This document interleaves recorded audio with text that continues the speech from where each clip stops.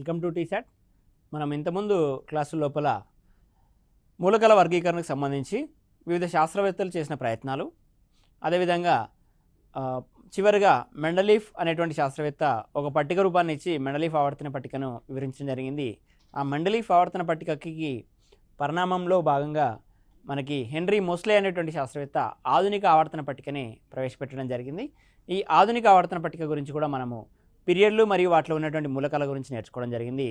ఈరోజు క్లాస్ లోపల మనం ఇదే ఆధునిక ఆవర్తన పట్టికలో ఉన్నటువంటి గ్రూపులు, వాటి యొక్క ఎలక్ట్రానిక్ కాన్ఫిగరేషన్స్, వాటి లోపల ఉన్నటువంటి మూలకాల గురించి నేర్చుకునే ప్రయత్నం చేద్దాం. ఓకే, ఇది మనకి ఉన్నటువంటి ఆధునిక ఆవర్తన పట్టిక. క్రితం క్లాస్లో మనము ఈ పీరియడ్లకు సంబంధించినటువంటి అంశాన్ని నేర్చుకోవడం జరిగింది. ఈరోజు మనము గ్రూపులకు సంబంధించినటువంటి అంశాలు చూద్దాం. సో గ్రూపుల లోపల మనకి మొత్తంగా ఆధునిక ఆవర్తన పట్టికలో 18 గ్రూపులు అనేటువంటివి ఉండడం జరిగింది. ఆధునిక ఆవర్తన పట్టికలో 7 పీరియడ్లు మరియు 18 గ్రూపులు అనేటువంటివి ఉండడం జరిగింది. ఈ 7 పీరియడ్ల గురించి మనం ఆల్రెడీ నేర్చుకున్నాం కాబట్టి ఈరోజు గ్రూపుల గురించి నేర్చుకునే ప్రయత్నం చేద్దాం. మొదటి గ్రూప్ని మనము 1A గ్రూప్గా పేర్కొనడం జరుగుతుంది. రెండవ గ్రూప్నే 2A గ్రూప్గా పేర్కొనడం జరుగుతుంది. మనకి మెండలీఫ్ ఆవర్తన పట్టికలో పరిణామం చెందిన కారణంగా ఈ ఏలు బీలు రావడం అనేటువంటి జరిగింది. వీటి గురించి పెద్దగా వరి అవ్వాల్సినటువంటి అవసరం లేదు. మీరు స్థూలంగా 1వ గ్రూపు, 2వ గ్రూపు, 3వ గ్రూపు, 4వ గ్రూపు, 5వ గ్రూపు, అలా 17వ గ్రూపు, 18వ గ్రూపు అలా అయినా గుర్తుంచుకోవచ్చు. మీరు గుర్తుంచుకోగలుగుతాననుకుంటే 1 మరియు 2వ గ్రూపులకు మాత్రమే 1A లేదా 2A గ్రూపులకి 1A లేదా 2A మాత్రమే, 1 లేదా 2వ గ్రూపులకు మాత్రమే 1A 2Aగా ఉంటుంది. మిగిలిన గ్రూప్ అన్నిటికీ కూడా బీలు అనేటువంటివి ఉంటాయి. ఆ తర్వాత 13 నుంచి 18 వరకు మళ్ళీ ఏలు అనేటువంటివి రావడం జరుగుతుంది. మీరు సింపుల్గా 1 నుంచి 18 వరకు గ్రూపులని గుర్తుంచుకోవచ్చు. ఇక్కడ 1వ గ్రూప్ యొక్క ఎలక్ట్రానిక్ కాన్ఫిగరేషన్, సాధారణ ఎలక్ట్రాన్ విన్యాసం కనుక చూసినట్లయితే 1వ గ్రూప్కి మనకి 1s1గా ఉండడం జరుగుతుంది. 1s1గా ఉండడం జరుగుతుంది. సో ఇక్కడ మనకి 1A గ్రూప్కి లేదా 1వ గ్రూప్కి సంబంధించినటువంటి సాధారణ ఎలక్ట్రాన్ విన్యాసం కనుక చూసినట్లయితే NS1గా మనము చెప్పడం జరుగుతుంది. ఈ N అంటే ఏంటనంటే ఆర్బిట్ నెంబర్. N అనేటువంటిది ఏంటి అని అంటే ఆర్బిట్ నెంబర్. ఇక్కడ మనకు మొదటి మూలకం అనేటువంటి హైడ్రోజన్ కనుక చూసినట్లయితే ఇక్కడ గమనించవచ్చు 1s1గా మనము ఎలక్ట్రానిక్ కాన్ఫిగరేషన్ని రాయడం జరుగుతుంది. అదే రెండవ మూలకానికి కనుక చూసినట్లయితే 1s2 2s1.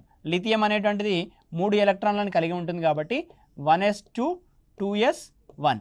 సో ఈ చివరి ఎలక్ట్రానిక్ కాన్ఫిగరేషన్నే మనము సాధారణ ఎలక్ట్రాన్ విన్యాసం అని పేర్కొనడం జరుగుతుంది. ఇక్కడ 2s1గా మీరు గమనించవచ్చు. లిథియం లోపల 2s1 అనేటువంటిది ఉంది. అదేవిధంగా బెరీలియం నెక్స్ట్ కనుక చూసినట్లయితే మనకి సోడియం అనేటువంటిది ఉంది. సోడియంకి 3s1, పొటాషియంకి 4s1, 5s1, 6s1, 7s1. So మొత్తంగా 1s1, 2s1, 3s1, 4s1, 5s1, 6s1, 7s1 and 8s1 ఆ విధంగా కంటిన్యూ అవుతూ ఉంటుంది. ఈ N అనేటువంటిది మారుతూ ఉంటుంది. కానీ ఇక్కడ ఉన్నటువంటి S ఏదైతే ఉందో S అనేటువంటిది S లోపల ఒకే ఒక ఎలక్ట్రాన్ అనేటువంటిది ఉండడం జరుగుతుంది. అందుకే మొదటి గ్రూపు ఎలిమెంట్స్, మొదటి గ్రూప్ మూలకాలు ఏవైతే ఉన్నాయో ఆ గ్రూపు మూలకాలన్నీ కూడా +1 ఆక్సిడేషన్ స్టేట్ని ఎగ్జిబిట్ చేస్తాయి. +1 ఆక్సిడేషన్ స్టేట్ని లేదా +1 ఆక్సీకరణ స్థితిని ప్రదర్శిస్తాయి. దీనికి గల కారణం ఏంటి అని అంటే వాటి యొక్క చిట్ట చివరి కక్షలో ఉన్న ఎలక్ట్రాన్ల సంఖ్య. చిట్ట చివరి కక్షలో ఉన్నటువంటి ఎలక్ట్రాన్ల సంఖ్య 1 కావున అవి ఒక ఎలక్ట్రాన్ని కోల్పోవడానికి సిద్ధంగా ఉంటాయి కాబట్టి +1 ఆక్సీకరణ స్థితిని పొందుతాయి. ఒకటో విషయం. రెండో విషయం ఏంటంటే ఈ గ్రూప్లో ఉన్నటువంటి మూలకాలన్నీ కూడా లోహాలు. లోహాలకి సహజ సిద్ధంగానే ఎలక్ట్రాన్లని కోల్పోయే సామర్థ్యం ఉంటుంది. కావున ఎలక్ట్రాన్లని కోల్పోయి +1 ఆక్సీకరణ స్థితిని పొందుతాయి. వీటిని మనము ఆల్కలీ మెటల్స్ అని పిలవడం జరుగుతుంది. క్షార లోహాలు అని పిలవడం జరుగుతుంది. ఒకటో గ్రూప్ మూలకాలకి ఉన్నటువంటి పేరు ఏంటి అని అంటే క్షార లోహాలు. క్షార లోహాలుగా పిలవడం జరుగుతుంది. సో అదేవిధంగా మనకి 1వ గ్రూప్ అయిపోయిన తర్వాత 2వ గ్రూప్ గురించి కనుక చూసినట్లయితే 2వ గ్రూప్ మూలకాలని మనం క్షార మృత్తిక లోహాలు అని పిలవడం జరుగుతుంది. వీటిని ఆల్కలీ మెటల్ లేదా క్షార లోహాలు అని పిలిచినట్టే 2వ గ్రూప్ మూలకాలను క్షార మృత్తిక లోహాలు లేదా ఆల్కలిన్ ఎర్త్ మెటల్స్ అని పిలవడం జరుగుతుంది. ఇప్పుడు మనం 2వ గ్రూప్ గురించి చూద్దాం. దీన్నే మనము సెకండ్ ఏ గ్రూప్ అని అంటున్నాము. ఈ సెకండ్ ఏ గ్రూప్నే మనము సెకండ్ ఏ గ్రూప్ యొక్క జనరల్ ఎలక్ట్రానిక్ కాన్ఫిగరేషన్ సాధారణ ఎలక్ట్రాన్ విన్యాసం కనుక చూసినట్లయితే NS2 ఇంతకుముందు మనం మొదటి గ్రూప్ ఎలిమెంట్స్కి సాధారణ ఎలక్ట్రాన్ విన్యాసంగా NS1ని ఇవ్వడం జరిగింది. ఇప్పుడు రెండవ గ్రూప్ ఎలిమెంట్స్కి ఎలక్ట్రాన్ విన్యాసం సాధారణ ఎలక్ట్రాన్ విన్యాసం NS2గా ఇవ్వడం జరుగుతుంది. అంటే ఈ N అనేటువంటిది కక్ష సంఖ్య మారుతూ ఉంటుంది, కానీ ఈ s ఆర్బిటాల్లో ఉన్నటువంటి ఎలక్ట్రాన్ల సంఖ్య మారదు. ఇక్కడ చూడండి, బెరీలియంకి 2s1గా, మెగ్నీషియంకి 3s1గా, కాల్షియంకి 4s1గా, స్ట్రాన్షియంకి 5s2గా, బేరియంకి 6s2, 7s2. అంటే కక్ష సంఖ్య మారుతుంది 2, 3, 4, 5, 6, 7, కానీ s ఆర్బిటాల్లో ఉన్నటువంటి ఎలక్ట్రాన్ల సంఖ్య మాత్రం మారట్లేదు, 2, 2, 2, 2 అదేవిధంగా ఉంటుంది. కాబట్టి ఆ మారుతున్న కక్ష సంఖ్యని nతో సూచిస్తూ మారినటువంటి ఎలక్ట్రాన్ల సంఖ్యని s2తో సూచించినట్లయితే అదే మనకు రెండు సెకండ్ ఏ గ్రూప్ ఎలిమెంట్స్కి సంబంధించినటువంటి సాధారణ ఎలక్ట్రాన్ విన్యాసం. వీటిని మనము క్షార మృత్తిక లోహాలు అని పిలవడం జరుగుతుంది. Alkaline earth metals. First A group ఎలిమెంట్స్నేమో క్షార లోహాలు అని అంటాం, సెకండ్ ఏ గ్రూప్ ఎలిమెంట్స్నేమో మనం క్షార మృత్తిక లోహాలు అని పేర్కొనడం జరుగుతుంది. ఇవి మృత్తికల్లో బాగా లభిస్తున్న కారణంగా వీటిని క్షార మృత్తిక లోహాలు అని పిలవడం జరుగుతుంది.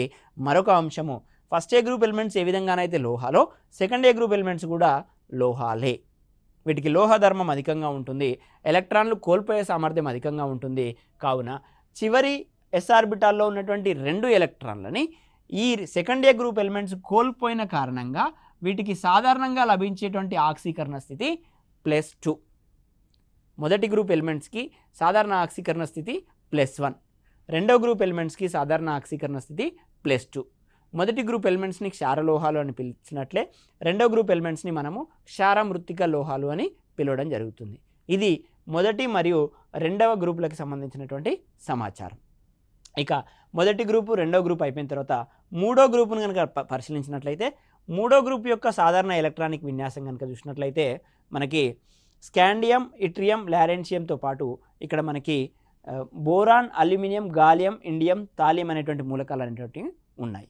సో వీటినే మనము థర్డ్ ఏ గ్రూప్ ఎలిమెంట్స్ అని అన్నాం. ఇంతకుముందు ఫస్ట్ ఏ గ్రూప్ ఎలిమెంట్స్, ఇప్పుడు సెకండ్ ఏ గ్రూప్ ఎలిమెంట్స్, ఆ తర్వాత థర్డ్ ఏ గ్రూప్ ఎలిమెంట్స్. ఈ థర్డ్ ఏ గ్రూప్ ఎలిమెంట్స్ అనేటువంటివి 2s2 NS2 నిండిన తర్వాత NPలోకి ఎలక్ట్రాన్లు అనేటువంటి ప్రవేశిస్తూ ఉంటాయి. కాబట్టి NS2 NP1గా ఈ థర్డ్ ఏ గ్రూప్ ఎలిమెంట్స్ని చెప్పడం జరుగుతుంది. ఓకేనా? సో ఇది మనకి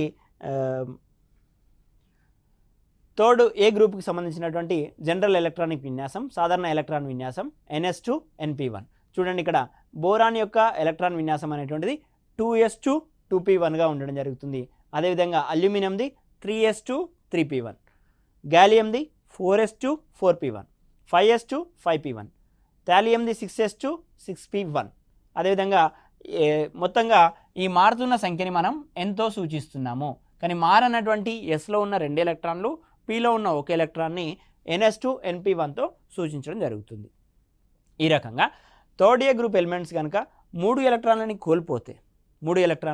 కోల్పోతే మనకి ఈ ఎలిమెంట్స్కి +3 ఆక్సీకరణ స్థితి అనేటువంటిది వస్తుంది. Boron +3, aluminium +3, gallium +3, indium +3.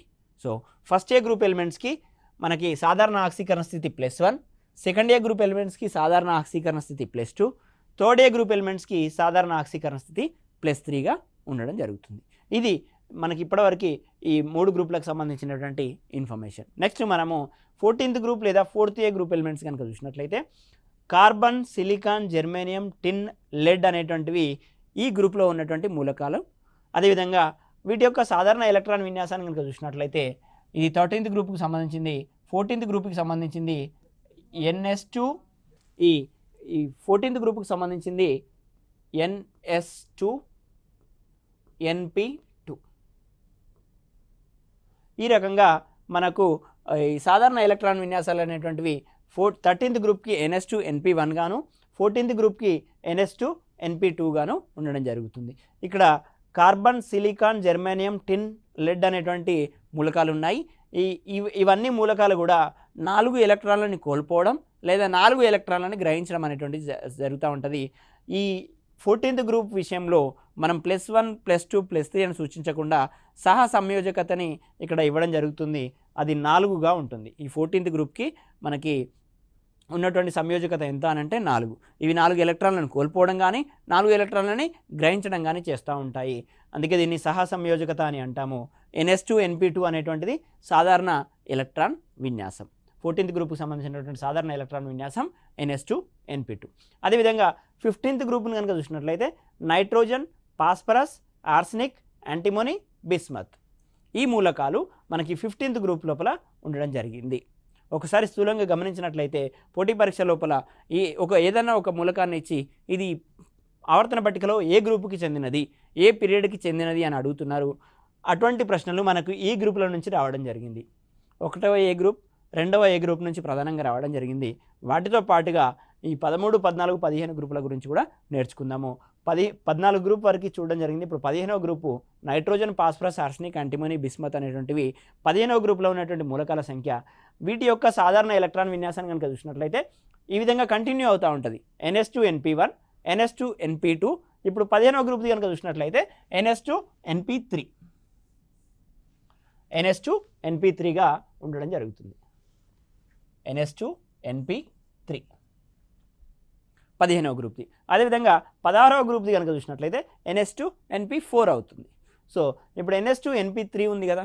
అష్టక విన్యాసం అనే ఒక కాన్సెప్ట్ని మనం చూడడం జరిగింది. అష్టక విన్యాసం లోపల చిట్ట చివరి ఆర్బిట్ లోపల 8 ఎలక్ట్రాన్లు ఉంటే దాన్ని అష్టక విన్యాసం అని, ఆ రకమైన అష్టక విన్యాసాన్ని కలిగిన పరమాణువులు అధిక స్థిరత్వాన్ని పొంది ఉంటాయి. కావున ఇక్కడ NS2 NP3 3 + 2 5 ఎలక్ట్రాన్స్ అనేటువంటివి ఇక్కడ ఉండడం జరిగింది. అష్టక విన్యాసాన్ని పొందడం కోసము మరో 3 ఎలక్ట్రాన్లను గ్రహించాల్సి ఉంటుంది. సో 3 ఎలక్ట్రాన్లను గ్రహించి అష్టక విన్యాసాన్ని పొందడం జరుగుతుంది ఈ గ్రూప్ ఎలిమెంట్స్ అన్నీ కూడా. సో అందుకోసమే నైట్రోజన్ అనేటువంటిది +3 ఆక్సిడేషన్ స్టేట్ని, ఫాస్ఫరస్ కూడా +3 ఆక్సిడేషన్ స్టేట్ని, ఆ విధంగా ఆక్సీకరణ స్థితిని పొందడం జరుగుతుంది. ఇంకా మనకున్నటువంటి 16th గ్రూప్, వీటినే మనం చాల్కోజన్లు అని పిలవడం జరుగుతుంది. చాల్కోజన్లు, దీన్నే ఆక్సిజన్ ఫ్యామిలీ అని కూడా చెప్పడం జరుగుతుంది. ఈ 16వ గ్రూప్లో ఉన్నటువంటి ఆ మూలకాలను కనుక గమనించినట్లయితే oxygen, sulphur, selenium, tellurium, polonium. మరొకసారి చదువుతున్నాను. Oxygen, sulphur, selenium, tellurium, polonium అనేటువంటివి 16వ గ్రూపుకి సంబంధించినటువంటి మూలకాలు. ఈ 16వ గ్రూపుకి సంబంధించినటువంటి మూలకాల యొక్క సాధారణ ఎలక్ట్రాన్ విన్యాసాన్ని కనుక గమనించినట్లయితే ఇప్పుడు NS2 NP3 అనేటువంటిది 15వ గ్రూప్కి సంబంధించింది కాబట్టి 16వ గ్రూప్కి ఇంకొక ఎలక్ట్రాన్ అనేటువంటిది పెరగడం జరుగుతుంది. అదే NS2 NP4. NS2 NP4.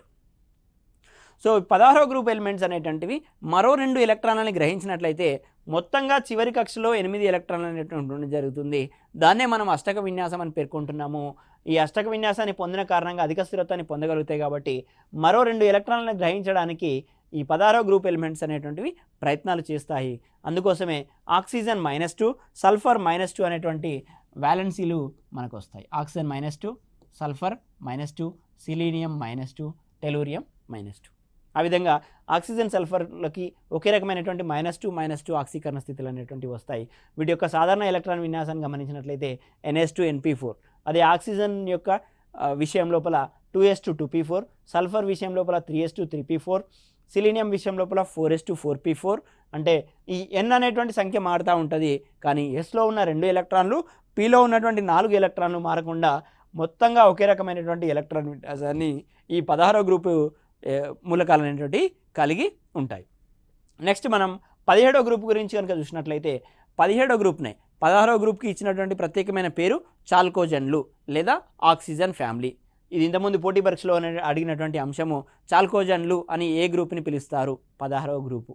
అదేవిధంగా నెక్స్ట్ 17వ గ్రూప్ గురించి కనుక చూసినట్లయితే ఈ 17వ గ్రూప్ మూలకాలు అనేటువంటివి మనము వీటిని హాలోజన్లు అని పిలవడం జరుగుతుంది. 16వ గ్రూప్ని చాల్కోజన్లు అని పిలిచినట్టే 17వ గ్రూప్ని మనము హాలోజన్లు అని పిలవడం జరుగుతుంది. ఈ హాలోజన్ ఫ్యామిలీ లోపల మనకి ఫ్లోరిన్, క్లోరిన్, బ్రోమిన్, అయోడిన్, అస్టెటిన్ అనేటువంటి మూలకాలు అనేటువంటివి ఉన్నాయి. వీటిని మనం హాలోజన్లు అని అంటాము. ఈ హాలోజన్ ఫ్యామిలీ లేదా 17th గ్రూప్ యొక్క సాధారణ ఎలక్ట్రాన్ విన్యాసం అనేటువంటిది NS2 NP5గా ఉంటుంది. NS2 NP5గా ఉంటుంది. ఇది హాలోజన్లకు సంబంధించినటువంటి సాధారణ ఎలక్ట్రాన్ విన్యాసం. ఒకసారి హాలోజన్ల యొక్క సాధారణ ఎలక్ట్రాన్ విన్యాసాన్ని పరిశీలిస్తే మొత్తంగా 7 ఎలక్ట్రాన్లు అనేటువంటివి చివరి కక్షలో ఉండడం జరిగింది. అష్టక విన్యాసం ప్రకారము 8 ఎలక్ట్రాన్లు ఉంటే అధిక స్థిరత్వాన్ని పొందుతాయి. కావున ఇక్కడ 7 ఎలక్ట్రాన్లు ఆల్రెడీ ఉన్నాయి కాబట్టి హాలోజన్ ఫ్యామిలీలో ఉన్నటువంటి మూలకాలన్నీ కూడా ఒక్కొక్క ఎలక్ట్రాన్ని గ్రహించి అధిక స్థిరత్వాన్ని పొందే అష్టక విన్యాసాన్ని పొందుతాయి. కావున హాలోజన్ ఫ్యామిలీలో ఉన్నటువంటి మూలకాలన్నీ కూడా -1 ఆక్సిడేషన్ స్టేట్ని పొందుతాయి. -1 ఆక్సిడేషన్ స్టేట్ని పొందుతాయి. చూడండి ఇక్కడ NH2NP5 X అనేటువంటిది ఒక హాలోజన్ అనుకుంటే X+1 electron gives rise to X-1. అన్ని హాలోజన్లు కూడా -1 ఆక్సీకరణ స్థితిని పొందుతాయి. ఇది హాలోజన్లకు సంబంధించినటువంటి ఇన్ఫర్మేషన్. ఇటు చివరన 2 గ్రూపులు, అటు చివరన 2 గ్రూపుల నుంచి పోటీ పరీక్షల్లో అనేక సార్లు ప్రశ్నలు అడిగినటువంటి సందర్భం. ఇక్కడ ఫస్ట్ ఏ, సెకండ్ ఏ క్షారలోపాలు, క్షారమత్రిక లోహాలు. అదేవిధంగా 16th గ్రూప్ అనేటువంటిది చాల్కోజన్లు, 17th గ్రూప్ అనేటువంటిది హాలోజన్లు. అదేవిధంగా 18th గ్రూప్ ఏదైతే ఉందో ఈ 18th గ్రూప్నే మనము జడవాయువులు అని పేర్కొనడం జరుగుతుంది. ఇక్కడ NH2NP5 అనేటువంటిది హాలోజన్లకు సంబంధించినటువంటి ఎలక్ట్రాన్ విన్యాసము.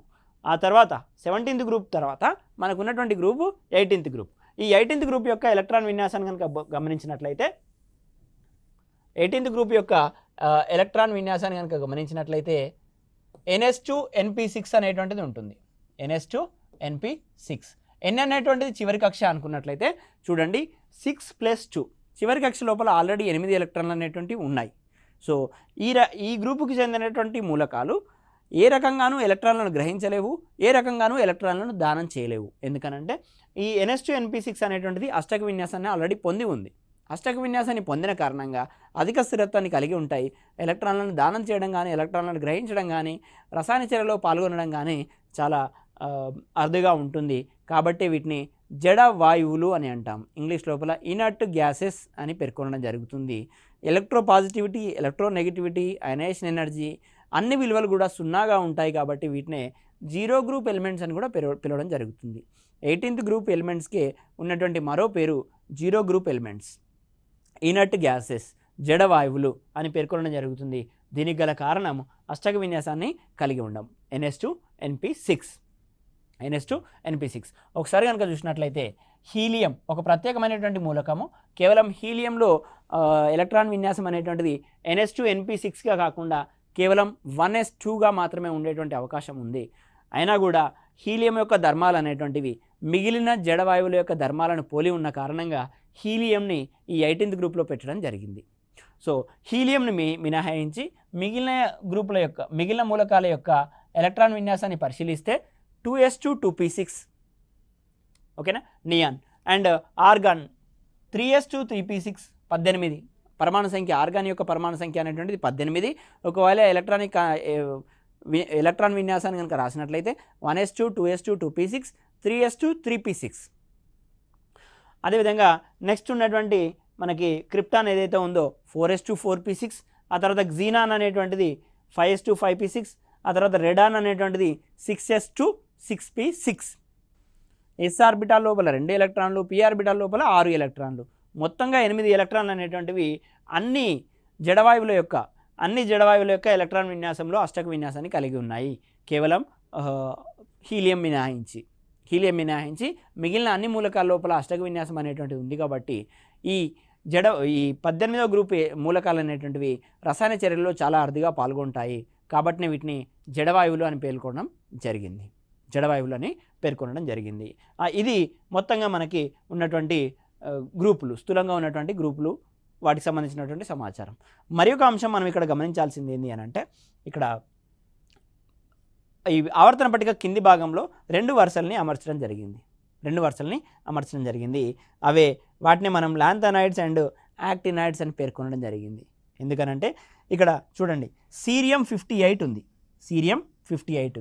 సీరియం 58 నుంచి మనకు ల్యూటీషియం 71 వరకు గల 14 మూలకాలు. సీరియం 58 నుంచి ల్యూటీషియం 71 వరకు గల 14 మూలకాలు వీటికి ముందున్న మూలకం యొక్క ధర్మాలని కలిగి ఉంటాయి.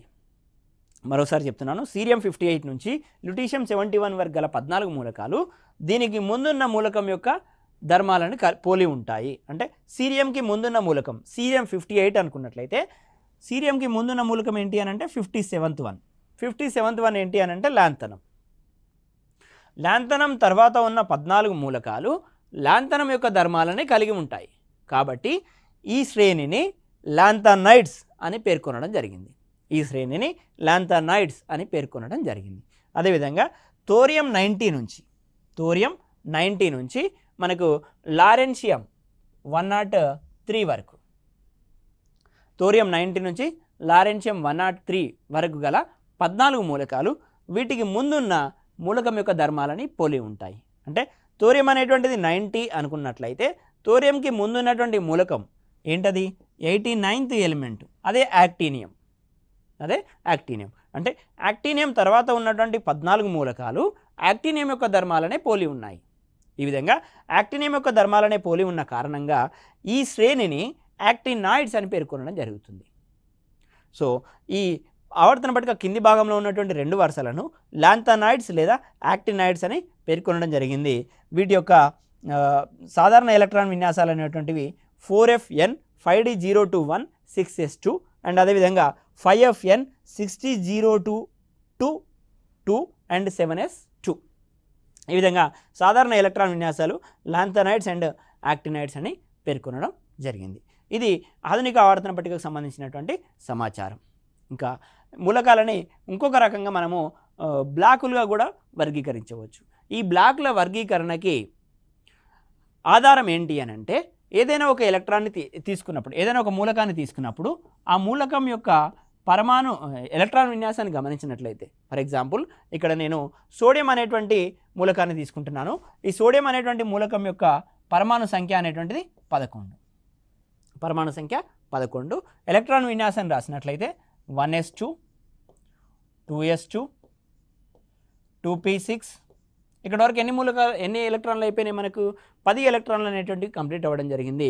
11వ ఎలక్ట్రాన్ అనేటువంటిది 3s1లోకి ప్రవేశిస్తుంది. 3s1లోకి ప్రవేశిస్తుంది. ఓకేనా?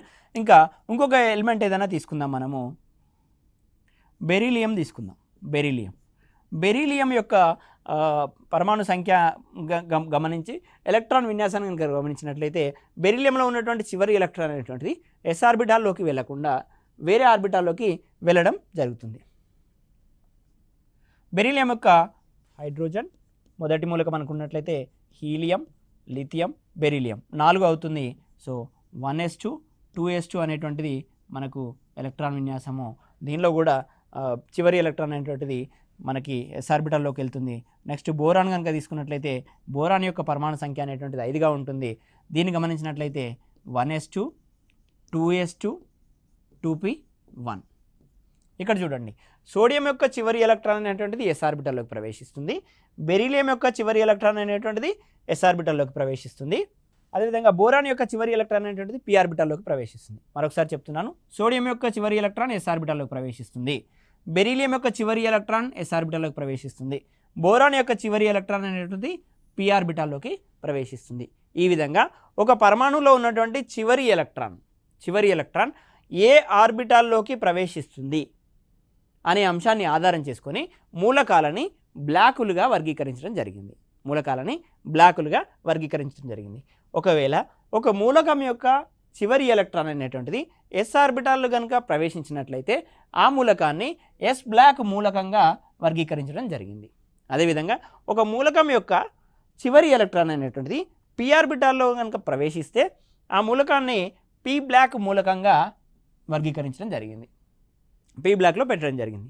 అదేవిధంగా నెక్స్ట్ మనకి d అండ్ f ఆర్బిటాల్స్ అనేటువంటివి ఉండడం జరిగింది.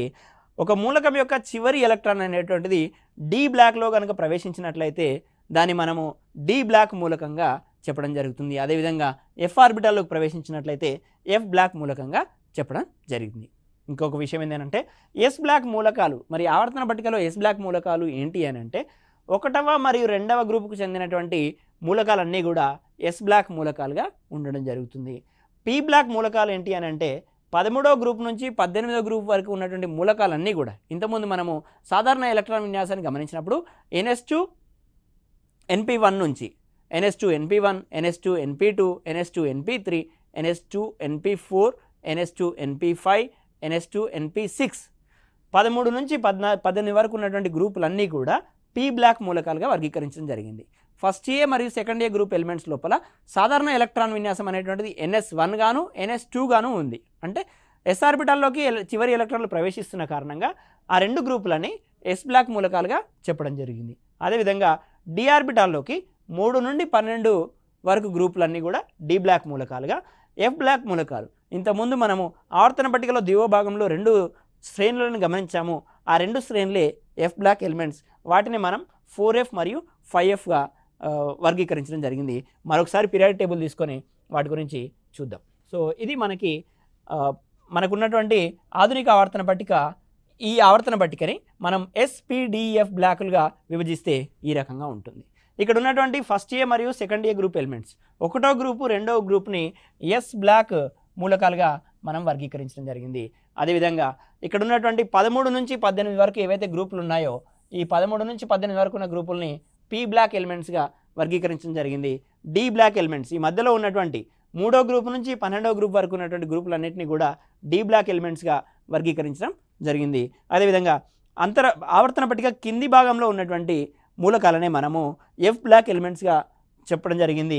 ఎందుకనంటే లాంతనం తర్వాత ఉన్నటువంటి సీరియం నుంచి లూటీషియం వరకు చివరి ఎలక్ట్రాన్ అనేటువంటిది 4F ఆర్బిటాల్లోకి ప్రవేశిస్తున్న కారణంగా వీటినే 4F సిరీస్ అని పేర్కొనడం జరుగుతుంది. అదేవిధంగా థోరియం నుంచి లారెన్షియం వరకు ఉన్నటువంటి ఎలక్ట్రాన్ల మూలకాల యొక్క చివరి ఎలక్ట్రాన్ అనేటువంటిది 5Fలోకి ప్రవేశిస్తుంది. 5F ఆర్బిటాల్లోకి ప్రవేశిస్తుంది కాబట్టి వీటిని మనం 5F సిరీస్ అని పేర్కొనడం జరుగుతుంది. వీటిని లాంథనైడ్స్ అని అన్నాము, ఎందుకంటే లాంతనం ధర్మాలను కలిగి ఉన్నాయి. వీటిని యాక్టినైడ్స్ అని అన్నాము, ఈ మూలకాలన్నీ కూడా యాక్టినియం యొక్క ధర్మాలు కలిగి ఉన్నాయని మనం ఇంతకుముందుకే నేర్చుకున్నాము. ఇది మూలకాలకి సంబంధించి బ్లాకులుగా వర్గీకరణ. మరొక రకంగా చూసినట్లయితే మూలకాలని మనము ప్రాతినిధ్య మూలకాలు, పరివర్తన మూలకాలు, అంతర పరివర్తన మూలకాలు, జడ వాయువులుగా మనం వర్గీకరించవచ్చు. అంటే మూలకాలు ప్రాతినిధ్య మూలకాలు, పరివర్తన మూలకాలు. పరివర్తన మూలకాలు అని అంటే ఒక మూలకం యొక్క ధర్మాలు అనేటువంటివి ఇటు నుంచి ఇటువైపు వెళ్తున్న కొలది మారుతూ ఉంటాయి కాబట్టి వాటిని మనము ట్రాన్సిషన్ ఎలిమెంట్స్ అని పేర్కొనడం జరుగుతుంది. అండ్ అదేవిధంగా ఇన్నర్ ట్రాన్సిషన్ అంతర పరివర్తన మూలకాలను పేర్కొనడం జరుగుతుంది. అదేవిధంగా ఇనర్ట్ గ్యాసెస్ జడవాయువులు అని పేర్కొనడం జరుగుతుంది. వీటిని ఇంగ్లీష్లో రిప్రజెంటేటివ్ ఎలిమెంట్స్ అని పేర్కొనడం జరుగుతుంది. మూలకాల యొక్క ధర్మాలను ఆధారం చేసుకొని ప్రాతినిధ్య మూలకాలు, పరివర్తన మూలకాలు, అంతర పరివర్తన మూలకాలు, జడవాయువులు అని పేర్కొనడం జరిగింది. ఇక్కడ ప్రాతినిధ్య మూలకాలు ఏంటి అని అంటే 1A, 2A, 3A, 4A, 5A, 6A, 7A. And అదేవిధంగా పరివర్తన మూలకాలు ఏంటి అని అంటే 3వ గ్రూపు నుంచి 12వ గ్రూప్ వరకు ఉన్నటువంటి మూలకాలు అన్నీ కూడా పరివర్తన మూలకాలు. అంతర పరివర్తన మూలకాలు ఏంటి అని అంటే ఆవర్తన పట్టిక యొక్క కింది భాగంలో అమర్చిన 2 శ్రేణులు కూడా 4F, 5F అనేటువంటివి అంతర పరివర్తన మూలకాలుగా చెప్పడం జరిగింది. అదేవిధంగా జడవాయువులు ఏవైతే ఉన్నాయో 18వ గ్రూప్ చివరన ఉన్నటువంటి జడవాయువులు ఏవైతే ఉన్నాయో వాటిని మనము 18వ గ్రూపు వాటిని మనం జడవాయువులు లేదా ఇనర్ట్ గ్యాసెస్ అని పేర్కొనడం జరిగింది. మరొకసారి మనము పీరియాడిక్ టేబుల్ తీసుకొని ఈ గ్రూపులు ఎక్కడెక్కడ ఉన్నాయన్న విషయాన్ని చూద్దాం. చూడండి, ఇక్కడ రిప్రజెంటేటివ్ ఎలిమెంట్స్ అని చెప్పడం జరిగింది. సో రిప్రజెంటేటివ్ ఎలిమెంట్స్ అనేటువంటివి చెప్పడం జరిగింది. ఇక్కడ ట్రాన్సిషన్ ఎలిమెంట్స్ అంటే వీటిని పరివర్తన మూలకాలు అని మనం తెలుగులో అంటాము. పరివర్తన మూలకాలు. ఎందుకు పరివర్తన మూలకాలు అని అంటామంటే ఈ చివరన ఉన్నటువంటి ఎలిమెంట్స్ అన్నీ మూలకాలన్నీ కూడా లోహాలు, ఆ చివరన ఉన్నటువంటి లోహాలన్నీ కూడా అలోహాలు. ఈ విధంగా కొన్ని ధర్మాలు ఇటువైపు నుంచి అటువైపుకి పరివర్తనం చెందుతున్న కారణంగా వీటిని పరివర్తన మూలకాలు అని పేర్కొనడం జరిగింది. పరివర్తన మూలకాలు అని పేర్కొనడం జరిగింది. వీటినే డి ఎలిమెంట్స్ అని కూడా చెప్తారు. చూడండి, ఇక్కడ నుంచి 3వ గ్రూప్ నుంచి 12వ గ్రూప్ వరకు ఉన్నటువంటి ఎలిమెంట్స్ అన్నీ కూడా పరివర్తన మూలకాలు. మరి ప్రాతినిధ్య మూలకాలు ఏంటి అని అంటే ప్రాతినిధ్య మూలకాలు అనేటువంటివి ఫస్ట్ గ్రూప్, సెకండ్ గ్రూప్, అదేవిధంగా ఇక్కడ కూడా చూడండి రిప్రజెంటేటివ్ ఎలిమెంట్స్. ప్రాతినిధ్య మూలకాలను ఇంగ్లీష్లో రాయడం జరిగింది. 13 నుంచి మనకి 18 వరకు ఉన్నటువంటి గ్రూప్ ఎలిమెంట్స్ అన్నీ కూడా ప్రాతినిధ్య మూలకాల కిందికి రావడం జరుగుతుంది. పరివర్తన మూలకాల గురించి చూసాం, ప్రాతినిధ్య మూలకాల గురించి చూసాము. నెక్స్ట్ అంతర పరివర్తన మూలకాలు. ఇక్కడ అంతర పరివర్తన మూలకాలు అని అంటే ఇక్కడ 18వ గ్రూప్ అనేటువంటిది ప్రాతినిధ్య మూలకాల కిందికి రాదు, కేవలము రిప్రజెంటేటివ్ ఎలిమెంట్స్ అనేటువంటిది 17వ గ్రూప్ వరకు మాత్రమే వస్తుంది. ఇక్కడ అంతర పరివర్తన మూలకాలు అని అంటే 4F సిరీస్, ఇక్కడ ఉన్నటువంటి 4F సిరీస్, అదేవిధంగా 5F సిరీస్. ఇంకా మనకి ఇనర్ట్ గ్యాసెస్ అని అంటే ఈ నోబుల్ గ్యాసెస్ లేదా జడవాయువులు అని ఈ 18వ గ్రూప్కి సంబంధించినటువంటి అంశాన్ని మనం గమనించవచ్చు.